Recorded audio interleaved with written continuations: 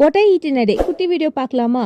எப்பவும் போல் ABC juice இல்லாமல் இன்றைக்கி க்ரீன் ஜூஸ் தான் ட்ரை பண்ணியிருந்தேன். பீட்ரூட் வீட்டில் இல்லாத காரணத்தினால ஒரு மிக்சர் ஜாரில் கொஞ்சமாக இஞ்சி, புதினா, கியூக்கும்பர் அண்ட் ஆம்லா ஒன்று கட் பண்ணி போட்டு கொஞ்சமாக தண்ணி ஊற்றி நல்லா பேஸ்ட்டாக அரைச்சிக்கிட்டேன். கொஞ்சம் சால்ட்டும் போட்டுக்கிட்டேன் டேஸ்ட் என்ஹான்ஸ் பண்ணுறதுக்கு.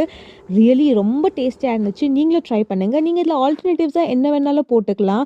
கொத்தமல்லி போட்டிருக்கலாம், இல்லை கருவேப்பிலை போட்டுக்கலாம். இது லெஃப்ட் டு யூ தான்.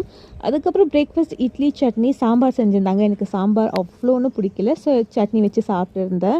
அண்ட் தென் சிக்கன் வாங்கிட்டு வரலான்னு வெளியே போயிருந்தேன். பிகாஸ் ரொம்பவே பிரியாணி கிரேவிங்காக இருந்துச்சு.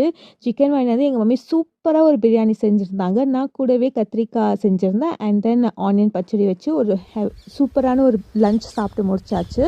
ஈவினிங் சும்மா ஒரு வாக் போயிருந்தேன். போயிட்டு வந்து பார்த்தா எங்கள் மம்மி ஸ்வீட் பொட்டேட்டோ வேக வச்சுருந்தாங்க. இது கோஇன்சிடென்ட்டாக என்னென்னு தெரியல. இன்றைக்கி நான் எவ்வளோ ரீல்ஸ் பார்த்தேன் ஸ்வீட் பொட்டேட்டோட பெனிஃபிட்ஸ் பற்றி. டின்னருக்கும் இதே பிரியாணி தான். ஸோ அதனால் வீடியோ எடுக்கல. தேங்க்ஸ் ஃபார் வாட்சிங்.